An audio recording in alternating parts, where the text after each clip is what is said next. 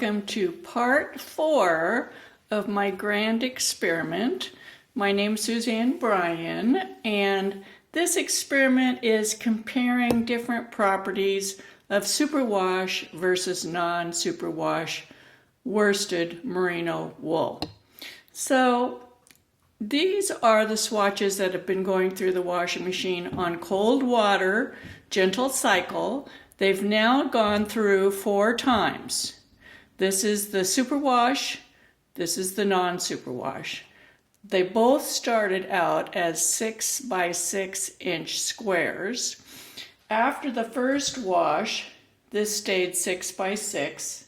The second wash, it got a little bit longer, 6 by 6.25, but it could have been my measuring method.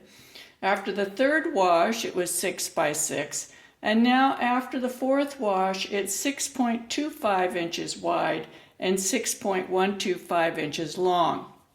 So it appears it might be growing a little bit. And the fabric itself has definitely changed. It is considerably different from when it first started. For example, this is a swatch that was knitted exactly the same, that has been blocked, standard wet blocking method, and we can compare the drapiness of these two fabrics. This one is really very, very, very drapey. A lot of change. It's starting now at this point to get some fuzz on it. And the ends of the fabric look like they're starting to felt. The tails look like they might be starting to felt. So these are going to go in the washer one more time today, and I'll continue washing them and watch over time what happens here. This is the non-superwash swatch, and it's getting very firm. It actually at this point has very little stretch in either direction. It also started out as 6 by 6 inches. After the first wash, it went to 5.375 in width by 4.625. It really shrunk in length considerably. The third wash, 5.125 to 4.5. And after the fourth wash, it's 5 inches wide and 4.25 inches. So it has shrunk 1 inch in width and almost 2 inches in length. And it will continue also to go through the wash. At this point, you almost can't see, very little stitch detail. If I pull it apart, I can see the spaces between the rows, but there's and it's a little bit of stiffer fabric. This is what this fabric looked like after being blocked the normal wet block method. So you can see the difference between these two swatches at this time. Also, at this point, I have allowed the swatches that were the standard blocked method to rest longer. After 2 weeks, I have remeasured them. So these are the superwash. These are the non-superwash. These are the superwash. And I'll show you how I measured them. I want to go over that. So when I measured them, this is after 2 weeks of resting. I just let the swatch down onto this styrofoam blocking board, and I just pull the edge out without moving the fabric very carefully and pinned it. The top and bottom, I can pin this one. The top doesn't really need to be pinned. It's laying pretty flat. And then I used my ruler and I measured that 6 inches by 5.75. Now what's a really interesting thing, or actually 5.625, what's interesting is this swatch has consistently measured shorter, and lo and behold, I counted the rows. It has 2 fewer rows. So let me go over the measurements of all of those swatches. I have my little chart here that I'm keeping track of everything. So this swatch, this is the blue, so non-superwash blue. After taking it off the pins, when I first blocked it, it was 5.875 by 5.875. After resting for 1 week and allowing the fabric to just be its own shape, and I manipulated it in between, after 1 week, it was 6 inches wide by 5.5 inches tall. Today, after 2 weeks, it's 6 inches wide by 5.625, and it is short 2 rows.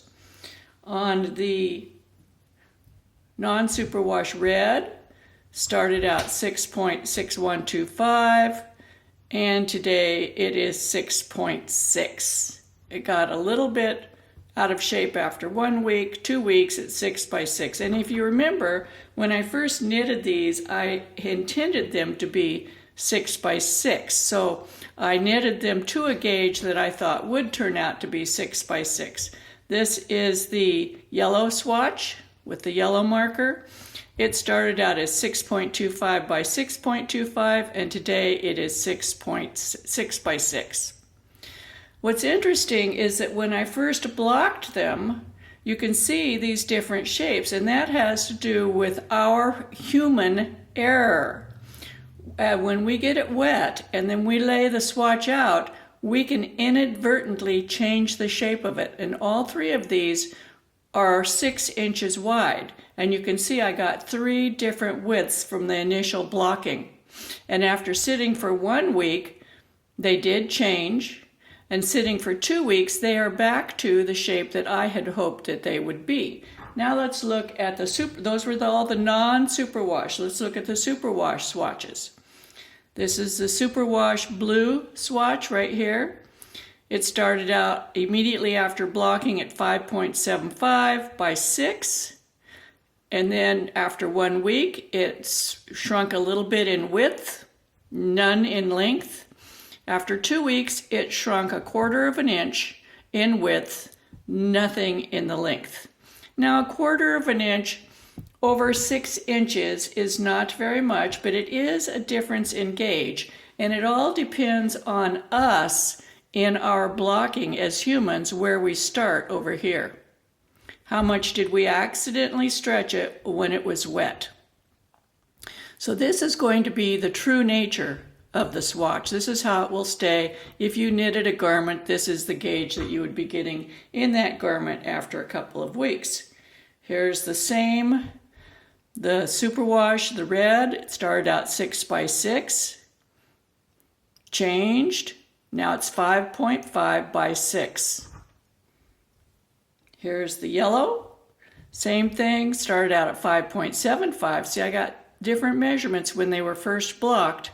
Now it's 5.5 by 6. What's interesting to me is that all of the non-superwash are 6 inches wide. They all have the same number of stitches in rows, except for this swatch, which was short by 2 rows. But now my superwash swatches have shrunk in a little bit, 1/2 an inch from what I had planned them. They're 1/2 an inch narrower than these 3 swatches. That is significant. And what's interesting is you always hear about superwash wool growing. These did not grow. These did not grow. And if you go back and watch segment 1, 2, and 3, you'll see I've recorded all the times when I measured these and took the pins out, etc., that these never did get big, even when they were first wet.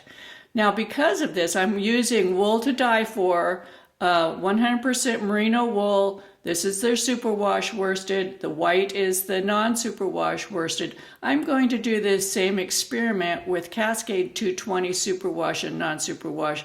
I won't bore you with all of the intermediate details, but I'll come back at a later date with this type of information to compare the Cascade 220 superwash and non-superwash. So at this point, I'm not going to measure these anymore. It's been long enough to know what size they're going to be.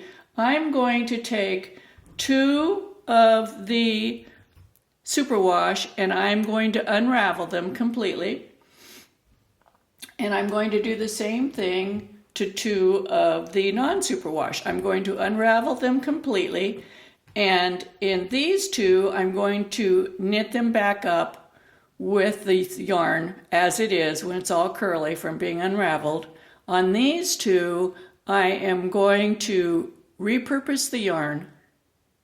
I'm going to soak it, get the kinks out, let it dry, wind it back up into a ball, then reknit the swatches.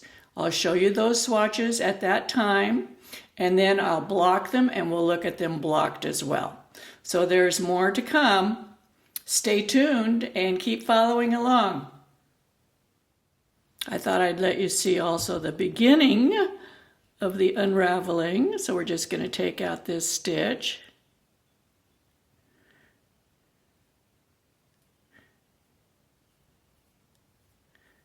And we'll just unravel this. And you can see how the yarn is kinky. Looks like top ramen noodles. And I'll do the same thing to all four of these swatches. Let's just compare this one and see the superwash versus the non-superwash.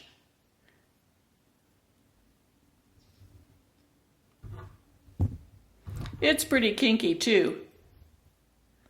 So we've got about the same amount of kinkiness going on here, the kinky swatches. Also, I wanted to mention that notice after 2 weeks the amount of curl that we have on the edges of these swatches after they were blocked.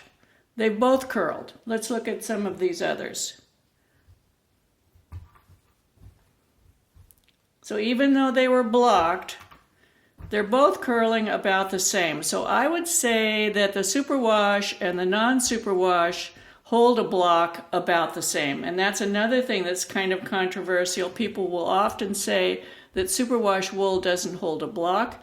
And again, I will compare this with the Cascade 220 as well. But just, you know, there you go. We got it.